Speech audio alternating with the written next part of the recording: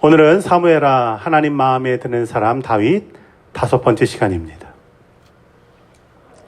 다윗은 정말 하나님 마음에 드는 사람입니다. 그런데 저희가 지난주에 공부한 말씀에서 다윗은 정말 해서도 안 되고 할 수도 없는 그런 죄를 범합니다. 바세바와의 그 간음 사건입니다. 그 일을 나단 선지자에게 듣고 그리고 회개하게 됩니다.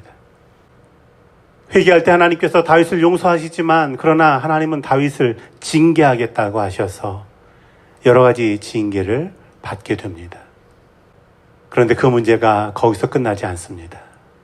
또 다른 문제로 이어지게 될 때 다윗의 큰아들 암논이 이제 배다른 동생이었던 다말을 욕보입니다. 그것을 압살롬은 분하게 여기고 원한을 더 키웠다가 결국은 자신의 형 암논을 죽입니다.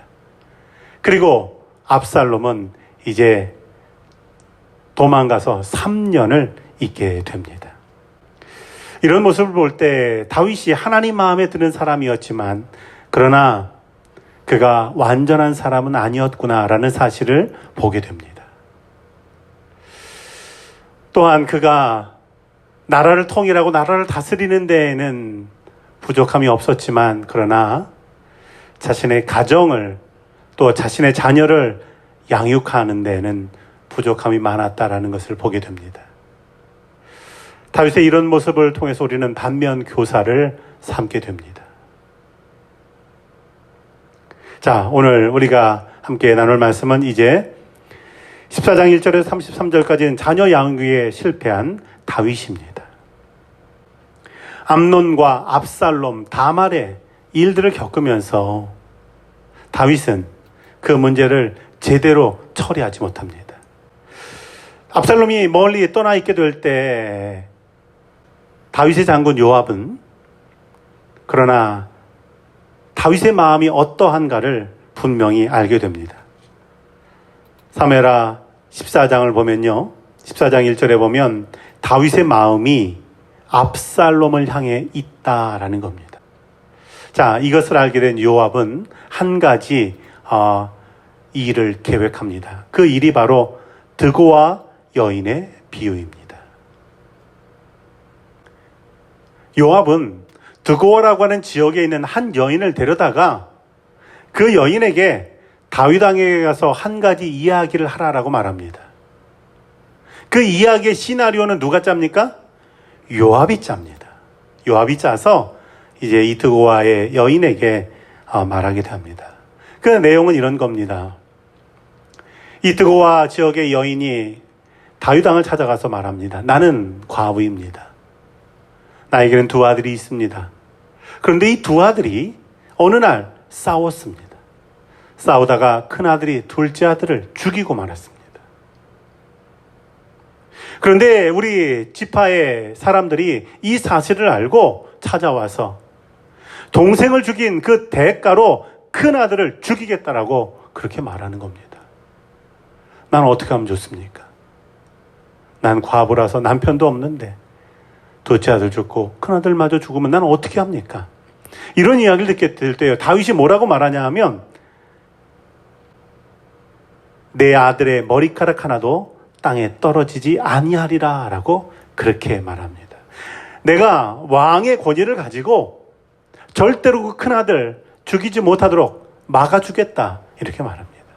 이 대답을 들은 이 드고와의 여인이 다윗에게 이렇게 말합니다. 사무엘하 14장 13절 보면요. 왜 그 내쫓긴 자를 집으로 돌아오게 하지 않습니까? 라는 겁니다. 이 내쫓긴 자가 누구죠? 압살롬이에요. 그 압살롬 왜 집으로 돌아오게 하지 않습니까?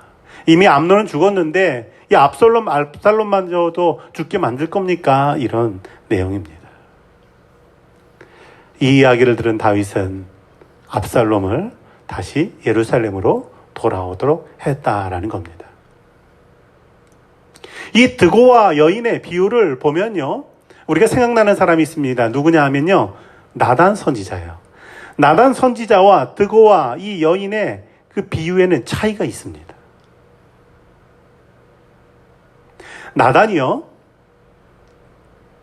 다윗에게 올 때 누가 보냈습니까? 하나님이 보내셨죠. 하나님이 보내셨어요. 그러나 드고와 여인의 이 비유는 누가 보냈습니까? 요압이 보냈습니다. 요압이 보냈어요. 나단 선지자가 다윗을 찾아온 이유는 다윗의 회개를 위한 목적입니다. 이건 영적인 목적이에요. 그런데 이 요압이 드고와 여인을 보낸 목적은 압살롬의 귀환을 목적으로 했다는 겁니다. 압살롬이 돌아오는 것, 이거 사실은 요압에게 있어서는 정치적인 이유였습니다. 우리가 사무엘하를 공부하면서 요압이라고 하는 사람, 이 사람이 굉장히 정치적이다라는 걸 알게 되죠. 다윗의 군대 장관으로 2인자인데 나라가 통일될 때 내가 이 인자를 뺏기면 안 되겠다 해서 북이스라엘에서 군대 장관 누구를 죽입니까? 아비새를 죽이죠. 아비새를 죽입니다. 압살롬이 돌아오도록 요압이 이렇게 앞장서는 건요, 돌아가는 걸 보니까 다윗이 이제 나이가 많고 레임덕이 있어요. 정권의 공백기가 있다라는 걸 봅니다. 그 중에 다윗의 아들 가운데 압살롬이 제일 똑똑해요. 잘났어요. 이 아들이 앞으로 권력을 승계하지 않을까? 이런 계산이 있습니다. 이걸 알 수 있는 게요, 나중에 압살롬이 반란을 일으켰다가 이제 도망가게 되잖아요. 그때 다윗이 장군들에게 명령합니다. 압살롬을 죽이지 말아라. 그럼 누가 죽입니까? 요압이 죽여요, 압살롬을. 이 나단의 비유는 다윗이 하나님께로 돌아오게 만듭니다. 하지만 이 드고와 여인의 이 이야기, 비유는요, 결국 반역을 초래하는 비극으로 이어지게 된다라는 겁니다. 압살롬이 돌아왔습니다. 그러나 용서하지 못하는 다윗입니다. 다윗은 자신의 아들 압살롬이 돌아왔을 때 그렇게 기다렸는데 그 압살롬을 보지 않습니다.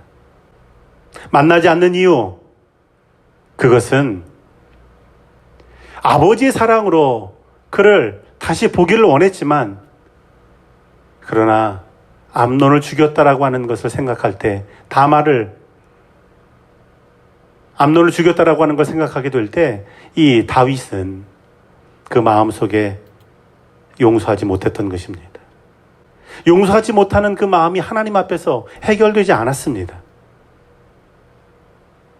다윗은 그래서 압살롬을 만나주지 않고 집으로 돌려보냅니다. 우리가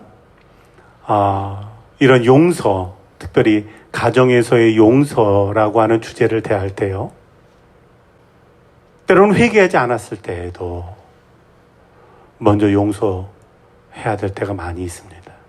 그리고 그 용서는요, 그를 회개로 이끌기 위한 용서로서 필요하다라는 거예요. 가정에서 용서하지 못한다면 또 어디에 가서 용서받을 수 있습니까? 아직은 변화되지도 않았고 아직은 못됐고 여전히 그래도 그가 하나님 앞에 회개하기를, 돌이키기를 바라는 마음으로 부모로서 용서하고 용납하고 또 받아들일 때가 있다는 겁니다. 다윗은 압살롬을 다시 예루살렘으로 오도록 하지만 얼굴도 대하지 않고 외면합니다. 압살롬은 예루살렘으로 돌아온 것이 더 큰 상처가 됩니다. 그리고 이어서 회개하지 않는 압살롬입니다. 예루살렘에 왔는데 아버지가 만나주지도 않습니다. 왕의 얼굴을 못 본다라고 하는 건 어떤 의미가 있냐면요, 당시에 왕은 식사할 때 왕의 자녀들과 함께 식사를 했습니다. 우리가 지난 주간에 공부했던 내용 가운데 다윗이 자신의 친한 친구였던 요나단이 죽었다는 소식을 듣고 나서 나중에 요나단의 아들을 찾습니다. 그 아들이 누구죠? 무비보셋이에요. 무비보셋 장애가 있지만 그를 이제 앞으로 왕의 식탁에서 같이 밥을 먹게 하라라고 그를 회복시켜 줍니다. 그런데 압살롬은 아버지 왕 다윗과 함께 식사하지 못하는 겁니다. 왜 그렇습니까? 다윗이 자신의 아들 압살롬을 용서하지 못했지만 동시에 압살롬도 자신에게 주어졌던 회개의 기회를 놓쳤다라는 겁니다. 도망갔던 3년, 그리고 다시 돌아온 2년, 5년 동안 그에게 회개의 시간이 주어지지만 그는 돌이키지 않았다라는 겁니다. 그가 회개하지 못했다라는 걸 사무엘하 14장 32절에 보면 이렇게 우리가 그 내용을 읽을 수 있습니다. 압살롬이 자신의 아버지 다윗을 만나고 이렇게 말합니다. 32절 제일 하반절 보면요. 내가 만일 죄가 있으면 왕이 나를 죽이시는 것이 옳으니이다 하는지라 라는 거예요. 무슨 말입니까? 내가 죄 졌습니까? 그럼 나 죽이십시오. 이런 말이에요. 이 말은요, 죄 없단 말이에요. 시간이라고 하는 시간 5년이 지나가는데요. 중요한 건 죄는 하나님 앞에 회개하고 또 사람에게 용서를 구할 때 하나님께서 사하시는 것입니다. 시간이 지난다고 없어지는 것이 아니에요. 그래서 우리가 기도하다가 오래전 일인데 어느 날 하나님께서 떠오르게 하시면 그것이 죄인 것을 깨닫게 되면 오래전 일이어도 다시 하나님 앞에 회개하게 됩니다.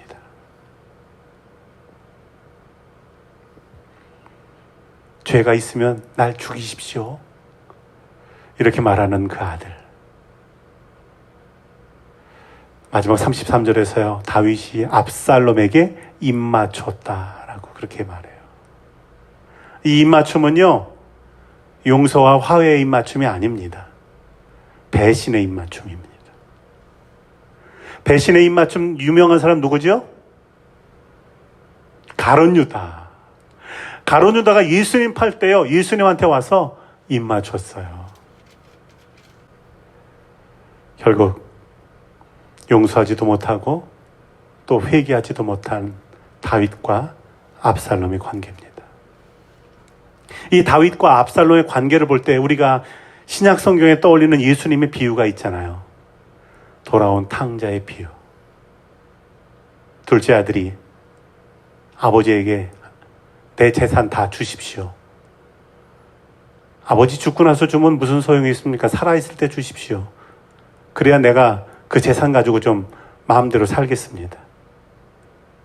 아버지 돌아가시기 전에 유산 나눠달라는 건 당시엔 이건 페르나인 거예요. 이제 나는 아버지랑 관계 없습니다. 이런 의미인 거예요. 아버지는 둘째 아들에게 유산을 나눠줍니다. 그 아들은 유산 받아가지고 멀리 가서 허랑방탕하게 그 재산을 다 써버리잖아요. 거지가 돼서 돌아옵니다. 자, 그런데요. 놀라운 사실은 아버지가 그 아들이 멀리서 오는데 그 아들을 보고 달려나간다는 거예요. 아버지는요.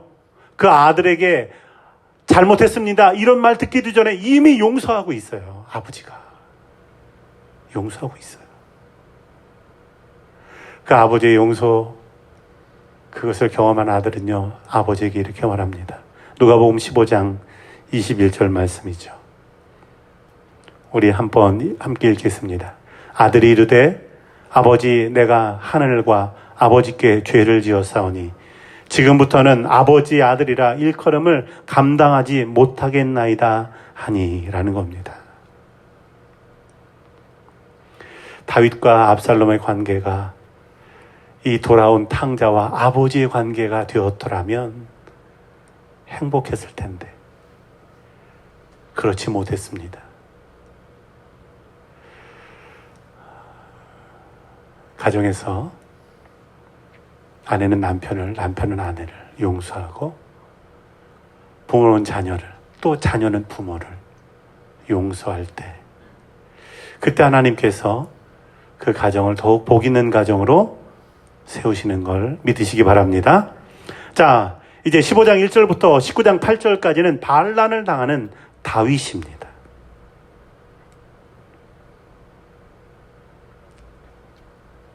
용서도 없고 회개도 없던 이 압살롬과 아버지 다윗의 관계는 이제 반란과 반역으로 나타나게 됩니다. 압살롬의 이 반역은 어떤 의미입니까?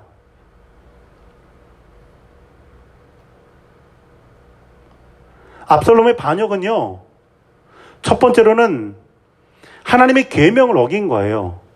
다섯 번째 계명이 뭡니까? 부모를 공경하라.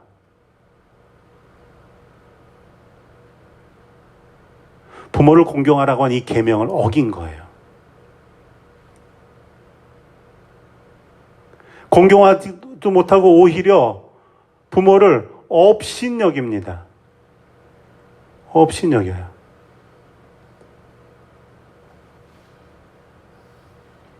그런데 이 압살롬의 반역을 볼 때 우리는 다윗을 보게 됩니다. 다윗이 밧세바와 간음죄를 지을 때 나단 선지자가 뭐라고 말합니까? 왕이 하나님을 업신여겼습니다. 하나님께서 간음하지 말라고 하는 계명 주셨는데 그 계명을 어긴 것, 그건 하나님을 업신여긴 겁니다. 나단 선지자가 그렇게 다윗에게 말하는데요.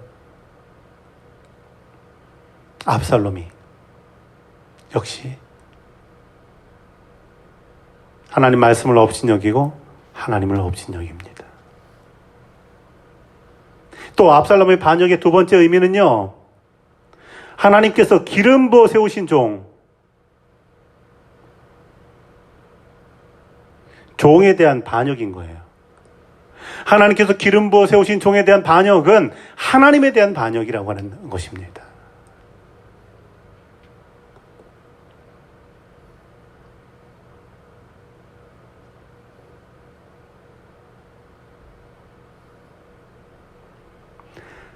(15장 1절부터 12절까지) 이제 압살롬의 반역입니다. 압살롬의 반역은 어디서 시작하냐 하면요, 사람의 마음을 훔치는 일에서 시작합니다. 사람의 마음을 훔칩니다.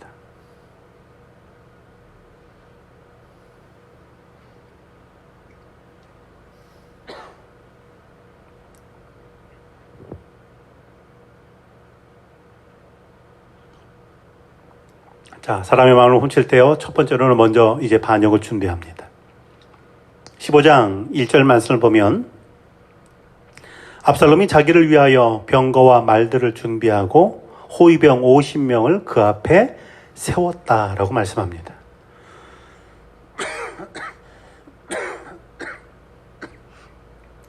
여기서 우리가 주목할 구절이 있어요. 그건 자기를 위하여라는 거예요. 자기를 위하여.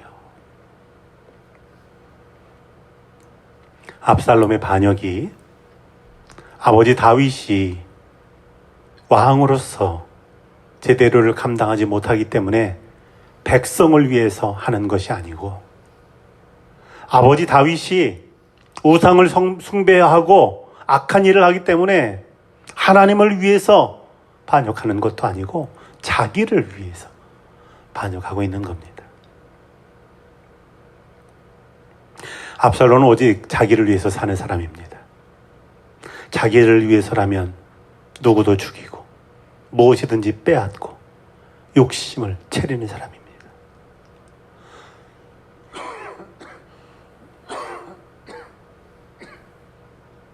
병거와 50명의 호위병을 준비했다라고 하는 건 당시 고대 근동의 다른 나라들의 왕들이 하는 모습을 본따서 한 겁니다. 외형은 이제 아버지 다윗처럼 혹은 다른 나라의 왕처럼 준비하지만, 그런데 그 껍데기만 있지 그 안은 준비되지 않은 압살롬이라는 겁니다. 그리고 이제 거짓된 마음을 가지고 사람들의 마음을 훔칩니다.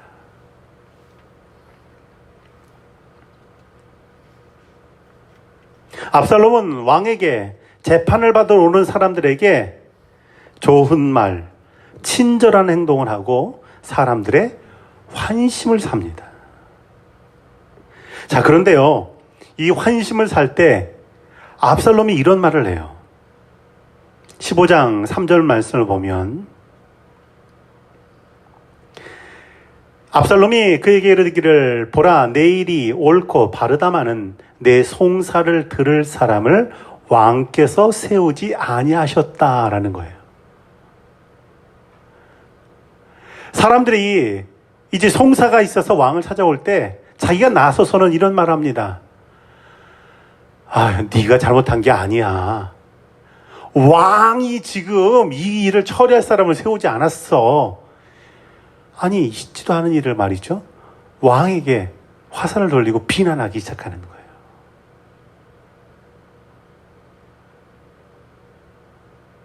그리고 재판을 하러 오는 사람들에게 손을 붙잡아주고 안아주고 4년 동안 그렇게 합니다.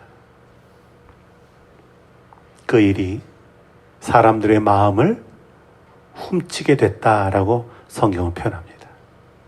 자, 그런데요, 압살롬이 모르는 게 있어요. 사람의 마음은 훔치고 도적질할 수 있는 것 같지만 하나님 마음은 그렇게 안 됩니다. 인심이 전부인 것 같지만 그러나 인심은 변한다라는 사실이에요.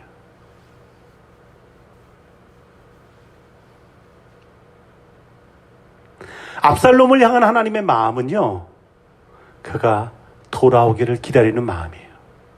그런데 그 하나님 마음 모르고 사람들 마음만 얻으려고 하고 있습니다.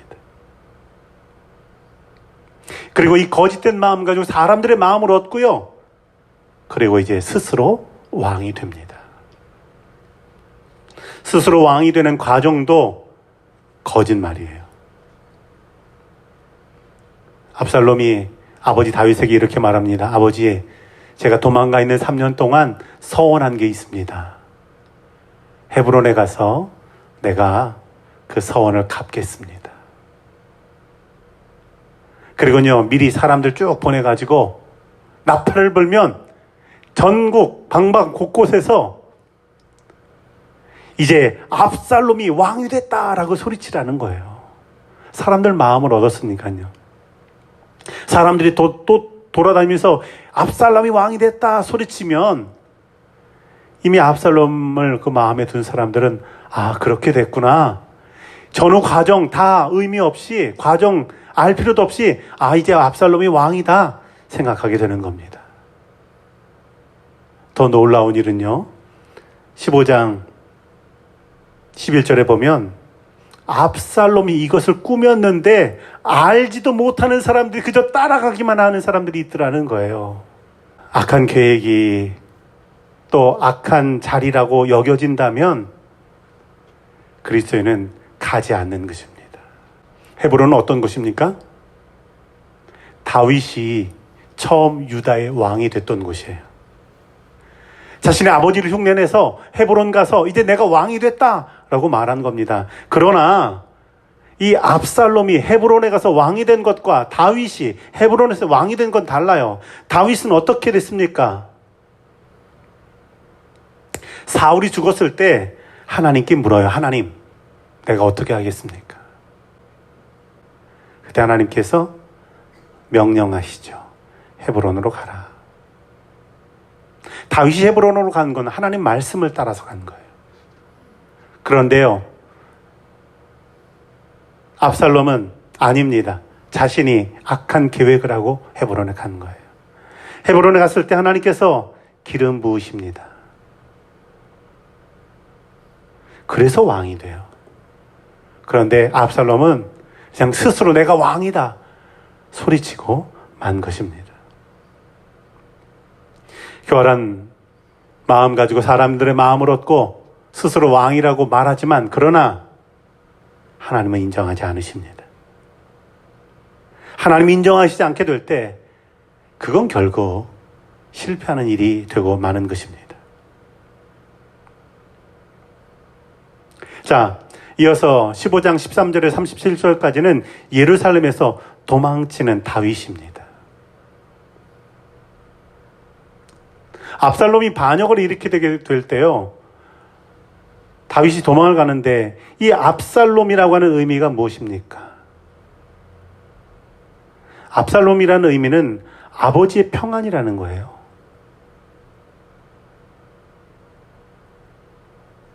아버지의 평안. 그런데 아버지의 평안이 되지 않고 아버지의 근심거리가 됩니다. 배다른 형제 암논을 죽였고요. 이제는 아버지의 왕위까지도 빼앗으려고 합니다. 그러면 다윗이 이 압살롬의 반역을 볼 때 왜 예루살렘에서 도망갈까요? 사실 압살롬과 다윗의 관계를 생각해 보면요, 다윗은 전쟁터에서 잔뼈가 굵은 사람이에요. 한 번도 전쟁에 패해 본 적 없는 사람입니다. 반대로 압살롬은요, 뭐 전쟁해보지도 않은 사람이에요. 사람들 마음만 얻고 으쌰으쌰 했죠. 노련한 전쟁 지휘관인 다윗의 입장에서 보면 한 번에 격파할 수 있는 대상이기도 해요. 압살롬은 그냥 이등병이에요. 다윗은 장군이고요. 자, 그런데요, 다윗은 예루살렘에서 도망칩니다. 그 이유가 15장 14절에 이렇게 기록되어 있어요. 칼날로 성읍을 칠까 함이라.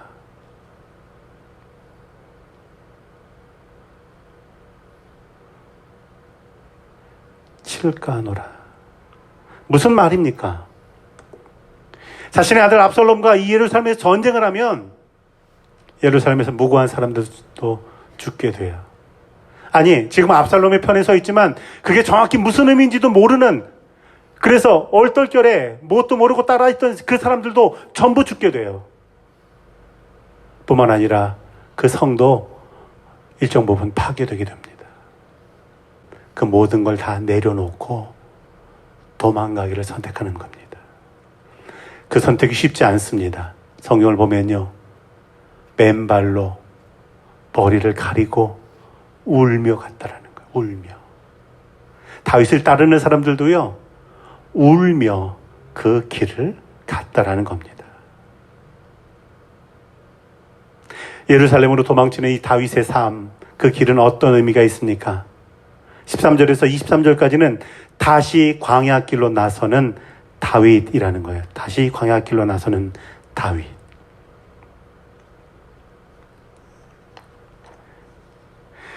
다윗이 자신을 죽이려는 사울왕을 피해서 광야길로 나왔을 때 얼마나 어려웠습니까?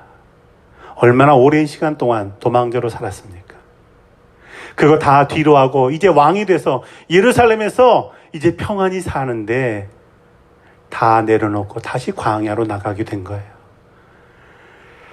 아, 이 마음은요, 처음 광야로 나갈 때 마음과 분명히 다를 겁니다. 지금 광야로 나가는 건 초년고생이 아니에요. 우리 옛말에 초년고생은 돈 주고 사서도 한다는 말이 있잖아요.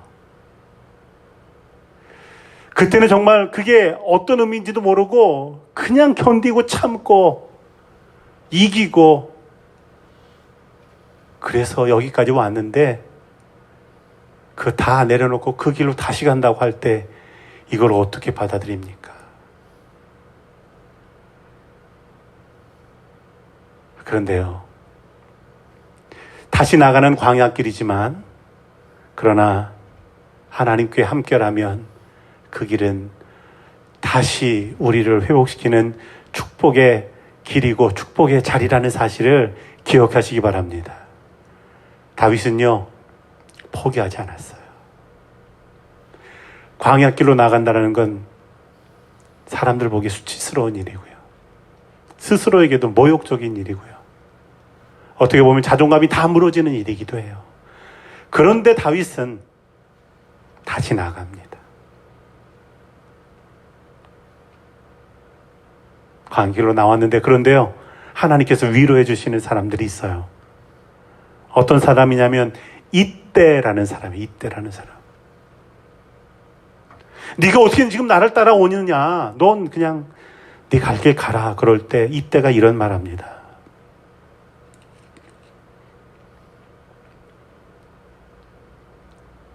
내 주 왕께서 어느 곳에 계시든지 사나 죽으나 종도 그곳에 있겠나이다.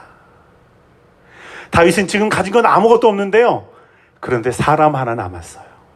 배신하는 사람이 있지만 충성된 사람이 있습니다. 힘들게 하는 사람이 있지만 위로하는 사람이 있어요. 말도 안 되는 어거지 같은 얘기를 하는 사람이 있지만, 그런데 그 마음을 헤아리는 사람이 있다라는 겁니다.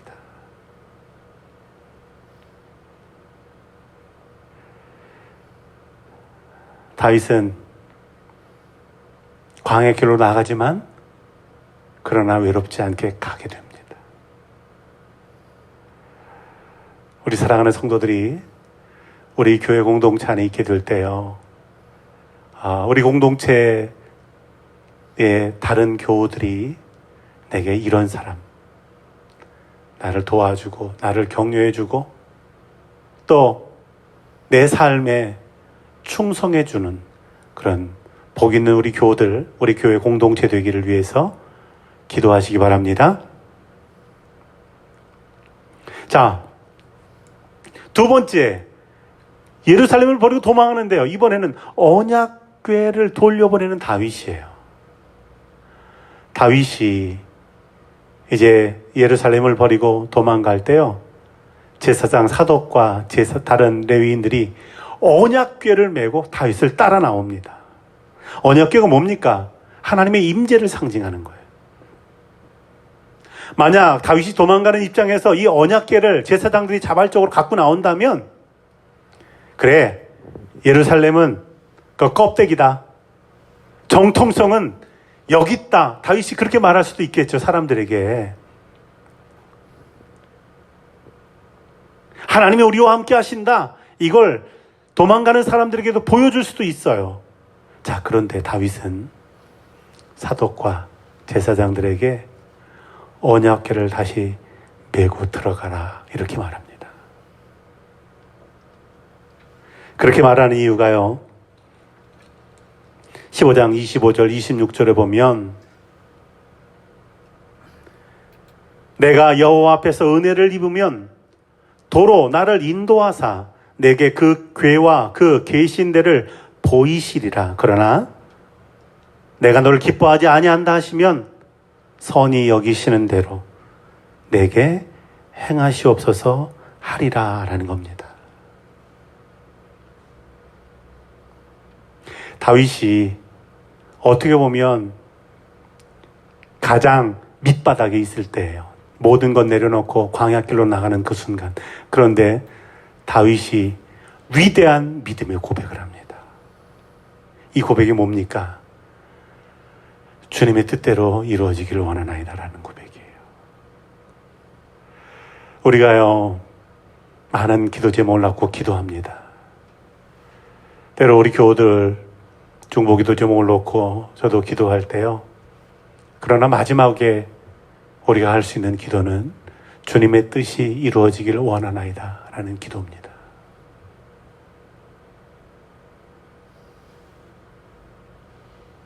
가장 밑바닥에 있을 때 주님의 뜻이 이루어지기를 원하nap니다 기도하는 이 고백이요, 사실은 다윗의 진실한 믿음의 고백입니다.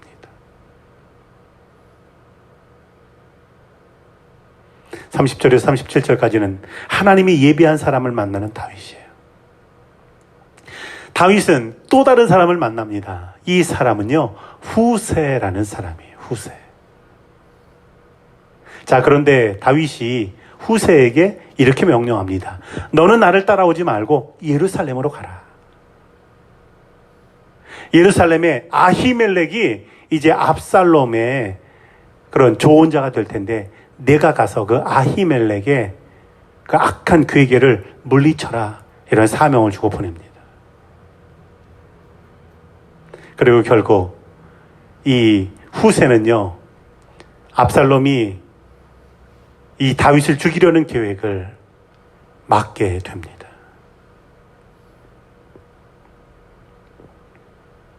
사무엘하 17장 이제 조금 이따 공부할 곳에 보면요, 미리 제가 말씀드리면 다윗이 도망갔을 때 이 아히멜렉이라는 사람이 압살롬에게 이렇게 말합니다. 다윗 왕이 요단강 건너가면 기회 없습니다.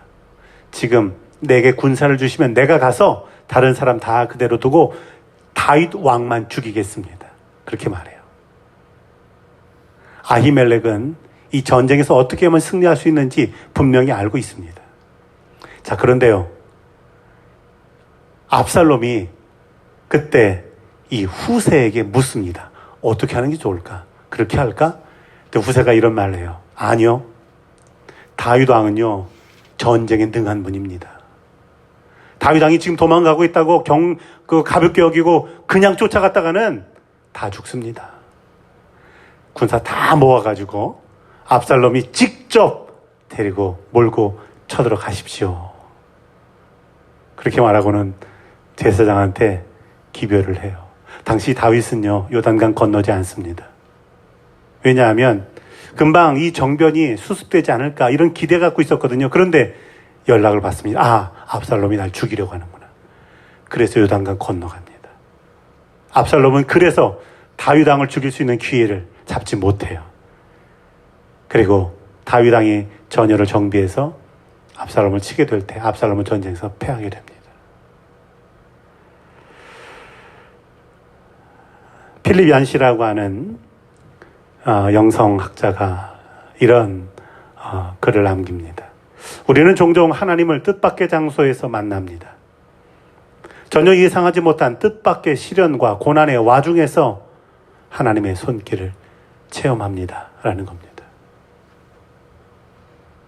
앞이 보이지 않는 것 같은 순간이 찾아온다 할지라도 하나님께서 예비한 사람들이 있었죠. 첫 번째로는 이때, 또 사독, 후세와 같은 사람입니다.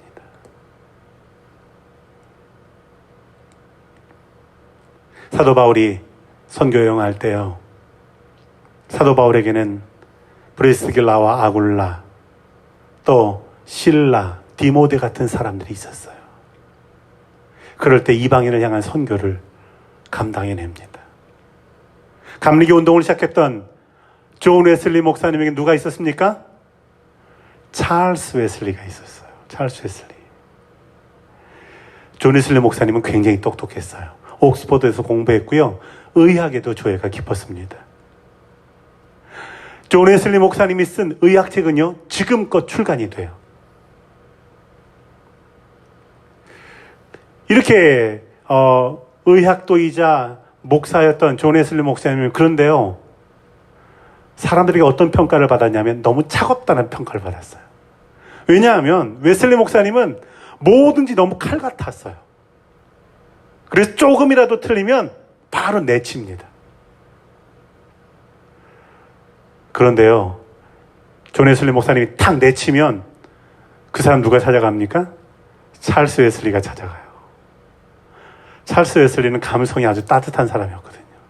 엄청나게 많은 찬송가를 지었던 분이에요. 찰스 웨슬리가 찾아가서 그 사람 다독이고 또 위로하고, 그래서 다시 웨슬리 목사님하고 함께 사역하도록 찰스 웨슬리가 그런 역할을 했어요. 위대한 변화는 존 웨슬리 목사님이 일으켰는데요, 사람들은 찰스 웨슬리 목사님을 좋아했어요. 찰스 웨슬리를. 그래서 영국에서 종교개혁이 일어나게 됩니다. 다윗이 부족한 게 많지만 하나님은 이때 사독, 후세 이런 사람들을 붙여주셨습니다. 자, 그런데 이런 사람만 있는 게 아니에요. 16장 1절부터 17장 29절까지는 위기의 순간에 드러나는 악한 사람들입니다.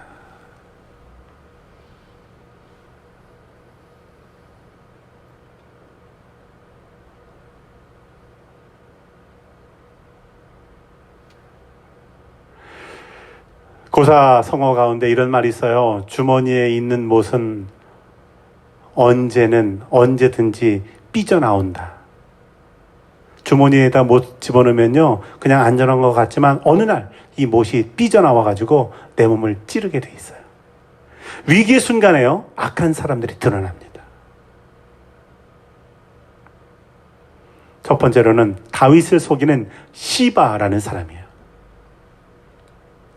다윗이 도망가고 있는데 무비보셋의 종 시바가 다윗을 찾아옵니다. 무비보셋 누굽니까? 요나단의 아들. 다윗이 장애가 있지만 왕의 식탁에서 같이 먹는 권세를 주고 그 할아버지 사울의 집에 있던 모든 재산을 회복시켜줬던 그 무비보셋의 종 시바가 있어요. 시바가 다윗을 찾아옵니다. 보니까 나귀 2개에다가요, 먹을 것 잔뜩 싣고 왔어요. 떡 200개, 건포도 100송이, 여름과일 100개, 포도주 한 가죽 부대를 싣고 왔습니다. 자, 다윗이 이게 웬일이니? 어떻게 왔니? 라고 물어봅니다. 다윗 왕을 위해서 가져왔습니다. 그리고요, 다윗 왕이 거짓말해요.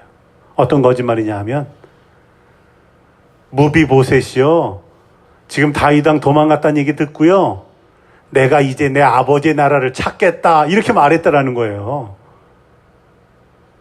지금 다윗이 도망가고 무주공산되어 있는 그 예루살렘에서 남아가지고는 이제 내가 사울의 손자로서 왕 되겠다, 이렇게 말했다라는 거예요. 이건 전적인 거짓말입니다. 나중에 다윗이 다시 예루살렘으로 돌아올 때요, 무비보셋을 만나요. 무비보셋에게 질문합니다. 내가 예루살렘에서 도망갈 때 넌 왜 안 따라왔니? 그때 무비보셋이 이렇게 대답합니다. 왕이여, 저는 장애가 있지 않습니까? 제가 왕 따라간다면 어떻게 가시겠습니까? 내가 왕의 이 행렬을 뒤에서 끌어당기고 있지 않겠습니까? 왕이 내가 따라간다면 나를 어떻게 버리고 가겠습니까? 그래서 저는 여기 남았습니다. 이게 무비보셋의 진심이거든요. 자, 그런데요, 이 시바는 거짓말하고, 그렇게 되면 다윗이 그거 알고 나중에 무비보셋 다 죽이고 자기가 이거 다 차지하게 될 거라고 생각한 거죠. 얼마나 어리석습니까? 시바는요, 무비보셋의 종이지만 사실은 무비보셋의 종이 아니라 탐욕, 욕심, 그것의 종이었더라는 겁니다. 어려울 때 악한 사람이 드러나요. 그 본심이 드러납니다. 요한복음 8장 44절에서 이렇게 말씀합니다. 마귀가 무엇이냐라고 하는 것에 대해서요, 그 진리가 그 속에 없으므로 진리에 서지 못하고 거짓을 말한다는 거예요. 거짓을 말할 때마다 제 것으로 말합니다. 이게 마귀라는 거예요.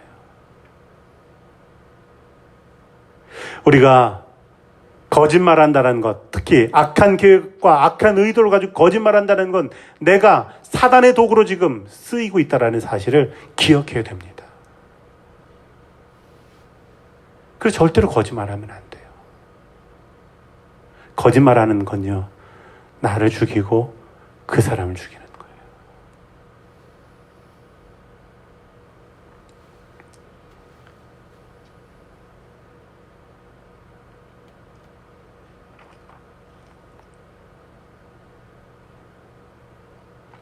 자, 16장 5절에서 14절까지는 다윗을 모욕하는 시므이가 등장합니다. 위기의 순간에 등장하는 또 다른 사람이죠. 이 사람은요, 다윗을 저주합니다. 다윗을 저주해요. 근데 저주하면서 어떻게 저주하냐 하면 16장 5절에 보면 계속해서 저주하는, 계속해서. 또 13절에 보면요, 따라가면서 합니다. 따라가면서. 야, 악한 일들을요, 계속 따라다니면서 하는 거예요. 저주만 하지 않아요. 진흙도 뿌리고요, 돌도 던집니다. 이럴 때 다윗이 또 그 일행이 어떻게 하냐면요, 피곤하다는 거예요. 피곤하다. 우리가 다른 사람에게 부정적인 말을 하게 되면, 또 그 사람을 해하고자 하는 그 나쁜 말을 하게 되면, 그 말을 듣는 사람, 그게 사실이냐 아니냐 관계없이 그 말을 듣는 사람은요, 피곤해요. 옛날 성경에 이걸 곤비하다라고 표현합니다. 이런 부정적인 얘기를 계속 들으면 사람이요, 무언가 새롭게 시작할 수 있는 창조적인 에너지를 잃어버려요. 제가 가끔 말씀드리는 에너지 뱀파이어가 돼가지고 에너지를 쭉쭉 빨아먹는단 말입니다. 그래서 우리가 부정적인 말 하지 말아야 되는 거예요.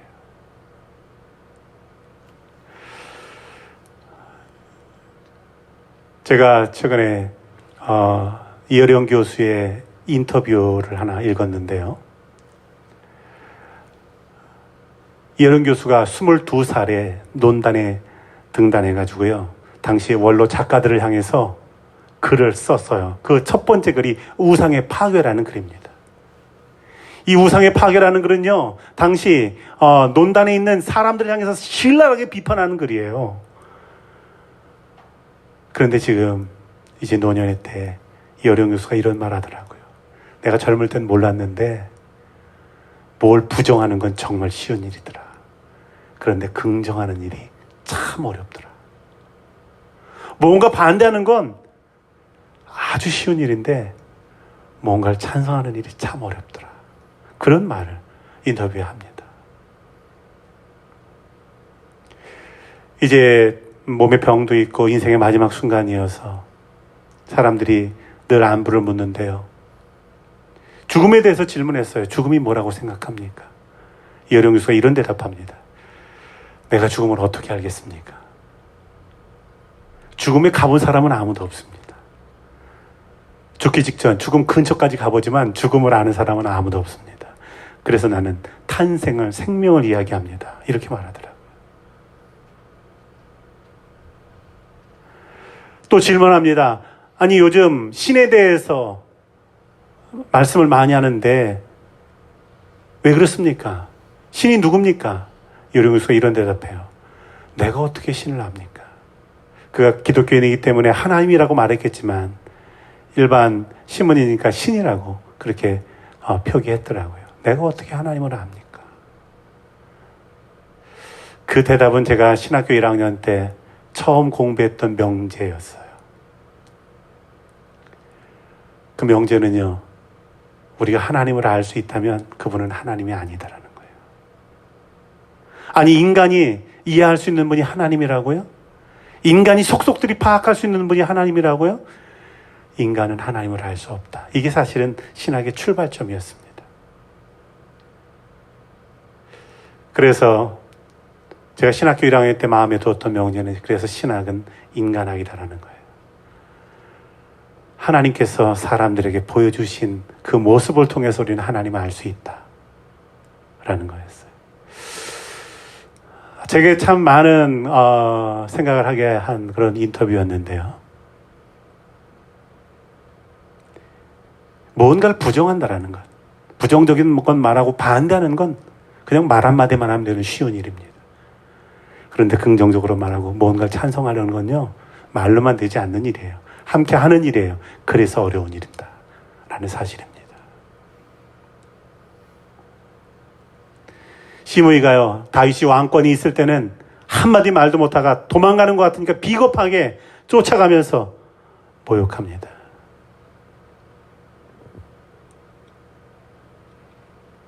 그런데 나중에 다윗이 돌아올 때요, 살려달라고 그렇게 구차하게 또 나가게 되죠. 시므이의 결말은 뭡니까? 그건 다윗이 그를 심판해서가 아니에요. 그가 저주했는데 다윗이 모든 것 회복되는 것, 그걸 보는 것만으로도 시므이에겐 심판이라고 하는 사실입니다. 때로는 우리를 힘들게 하고 어렵게 하는 사람들이 있습니다. 그 사람들에 대한 심판은요, 그 사람 안 되는 게 아니에요. 그 사람들 그렇게 말해도 내가 되면 그게 심판이에요. 내가 원수가 없지 않아도 하나님께서 날 축복하시고 나를 사용하시면 안 된다고 말하는 그 사람들에 대해 그게 심판이라는 사실입니다. 그래서 시므이는 다윗이 나중에 심판하기 이전에 이미 심판을 받은 거예요. 자, 시므이가 이렇게 저주할 때 이 모욕에 대한 다윗의 태도가 있습니다. 이런 말 들을 때 다윗과 함께하던 장군들이요, 아휴, 한 말씀만 하십시오. 내가 당가서 당장 그 목을 치겠습니다. 이렇게 말해요. 그렇지 않겠습니까? 전장터에서 뼈가 굵었던 이 장군들이 그런 모욕을 어떻게 받습니까? 그런데 다윗이 놀라운 말을 합니다. 16장 12절 말씀 펴보시기 바랍니다. 16장 12절 말씀. 우리 함께 읽겠습니다. 혹시 여호와께서 나의 원통함을 감찰하시리니 오늘 그 저주 때문에 여호와께서 선으로 내게 갚아 주시리라. 아멘. 역시 또다시 인생의 밑바닥에서 도망가는 처지가 아니라 이제 모욕까지 받고 있는 이 상황에서 다윗의 믿음이 드러나요. 그 믿음이 뭡니까? 여호와께서 감찰하신다. 여호와께서 보고 계신다. 나는 살아계신 하나님을 믿는다. 이것이 다윗의 고백이라는 겁니다. 다윗이 왜 하나님 마음에 드는 사람일까? 저는 그 인생의 마지막 가장 어렵고 힘든 순간에도 하나님을 바라며 하나님을 믿는 그 믿음, 그것이 하나님 마음에 드는 믿음이 아닌가 그렇게 생각합니다. 잘 되고 승리하고 승승장구하고 안 되는 일 없을 때 다윗의 믿음이 드러나는 게 아니고요. 안 되고 무너지고 패하고 도망가고 쫓겨가고 모욕받는 그 순간에 하나님을 향한 믿음이 다윗에게 드러납니다.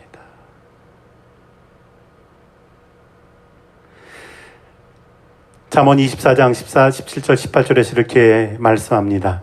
원수가 넘어질 때에 즐거워하지 말라. 그가 엎드러질 때에 기뻐하지 말라. 여호와께서 그건 기뻐하시지 않는 일이다라는 거예요. 또 시편 107편 말씀 보면요, 그가 저주하기를 좋아하더니 그것이 자기에게 임하고 축복하기를 기뻐하지 아니하더니 복이 그를 떠났다라는 거예요. 우리가 저주하지 않고 축복해야 되는 이유가 여기 있습니다. 부정적으로 말하고 다른 사람들에 대해서 험한 말하고 저주하기를 좋아하는 사람, 그게 결국 자기에게 돌아오더라는 거예요. 축복하기를 기뻐하지 않는 그 사람, 복도 떠나더라는 거죠. 그 저주가 물같이 몸속으로 들어가며 뼛속에 들어간다라는 거예요. 우리가 믿음의 길을 걸어갈 때 우리의 입술로 하나님을 찬양하며 동시에 축복하며 살아가는 교우들 되시길 바랍니다. 또 뿐만 아니라 하나님께서 내게 주시는 축복받기 위해서 힘쓰시기 바랍니다. 축복받는 사람은요, 축복하는 사람이에요.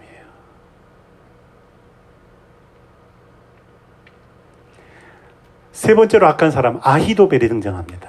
그는 악한 계획을 합니다.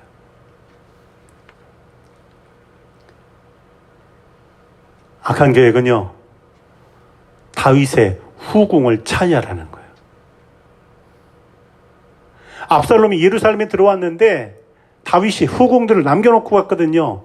자, 그걸 볼 때 아히도벨이라는 악한 사람이요, 압살롬에게 이런 말이에요. 왕이 두고 간 후궁을 차지하십시오. 후궁과 동침하십시오.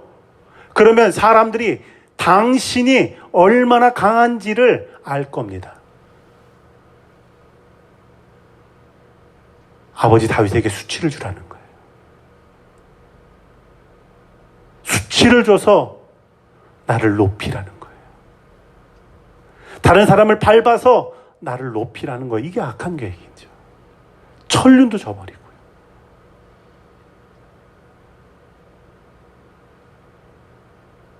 내가 더 강해지고 더 높아지고 더 많이 갖기 위해서 무슨 짓이든 한다라는 게 세상의 방법입니다. 그러나 하나님의 방법은 그렇지 않습니다.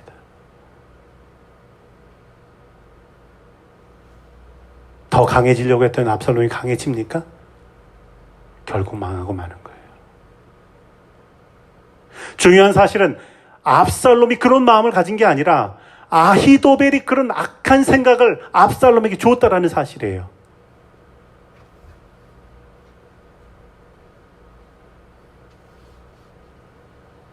악한 사람이 있다면 끊어내십시오.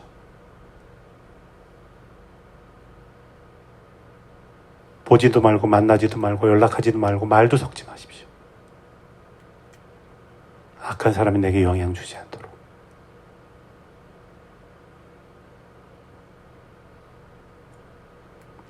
두 번째 악한 계획은요, 다윗을 죽이라는 거예요.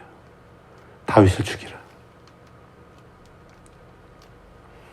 17장 2절에 보면 다윗이 고나고 힘이 빠졌을 때에 기습하여 그를 무섭게 하면 그와 함께 있는 모든 백성이 도망하리니 내가 다윗 왕만 쳐 죽이겠습니다. 이 일이 왜 악하냐 하면요, 아히도벨의 왜 악하냐면 첫 번째로는요, 그가 곤비할 때, 곤하고 힘이 빠졌을 때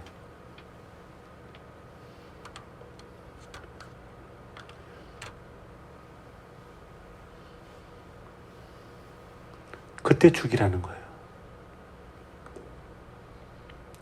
그런데 성경은 우리에게 일관되게 하시는 말씀이 있습니다. 그건 약한 자를, 피곤한 자를 박대하거나 치지 말라는 거예요. 하나님께서 아말렉 족속을 진멸하라고 하실 때요, 왜 그렇게 하라고 하시냐 하면 이스라엘 백성들이 애굽을 탈출해서 광야로 나왔을 때 행진할 때 제일 뒤에는 여인들, 장애를 가지고 있는 사람들, 노인들, 아이들이 있단 말이에요. 아말렉은 항상 행진할 때 뒤에 처지는 그 사람들을 공격했어요. 약한 사람들을 해하고. 하나님께서는 그래서 아말렉 족속을 진멸하라고 그렇게 말씀하신 겁니다. 하나님이 어떤 분이에요? 상한 갈 때도 꺾지 않으시고 꺼져가는 등불도 끄지 않으시는 분입니다. 약하고 연약한 사람들을 홀대하거나 밟거나 해하거나 무시하는 것은 하나님께서 기뻐하시지 않는 일입니다. 이 아히도벨의 계략이 또 악한 이유는요,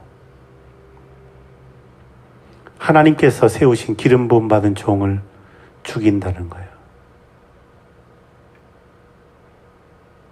기름 부음을 무시하는 거예요.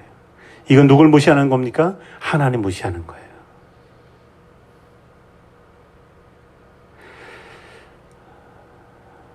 그런데 이 계획은 숲으로 돌아갑니다. 다윗이 남겨뒀던 후세, 그 사람의 생각과 말을 통해서 이 아히멜렉의 계획이 무너지게 되는 겁니다.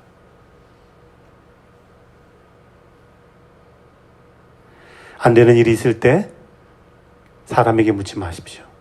하나님에게 물으십시오.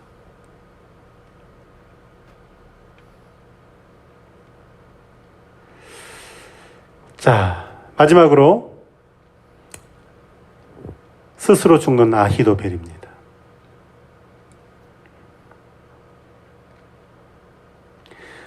스스로 죽는 것, 그것을 우리는 악하다고 말합니다. 왜냐하면 생명은 하나님께서 우리에게 주신 것이에요. 그런데 그 생명을 스스로 없이 한다는 것, 그건 하나님이 인정하지 않겠다라는 거예요.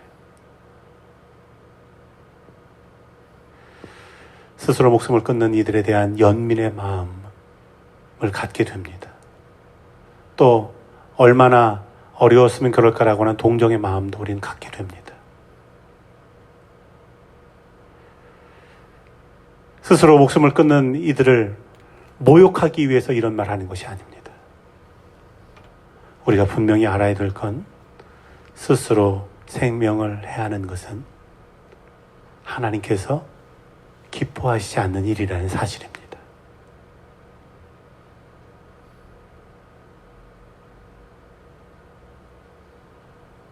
아히도벨은요, 똑똑한 사람이었어요. 자신의 생각으로 다 될 것 같았어요. 압살롬이 이제 기세를 탔고 다윗만 처리하면, 머리가 없어지면 이제 그 나라는 압살롬에게 돌아올 거라고 생각했어요.